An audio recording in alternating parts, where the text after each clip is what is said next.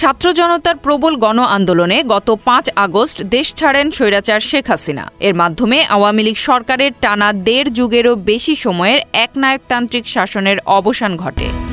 সম্প্রতি দলটির verified Facebook পেজের মাধ্যমে নানা রকম হাওয়াই কর্মসূচির প্রচার করছে, আর এটিকে আরও ঢালাওভাবে উস্কানিমূলক শিরোনামে উপস্থাপন করছে ভারতীয় মিডিয়াগুলো।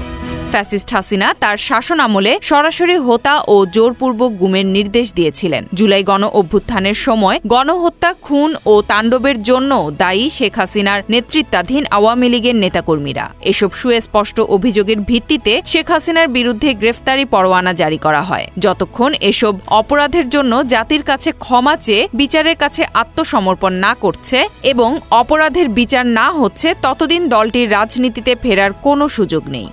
Z news, Dhaka.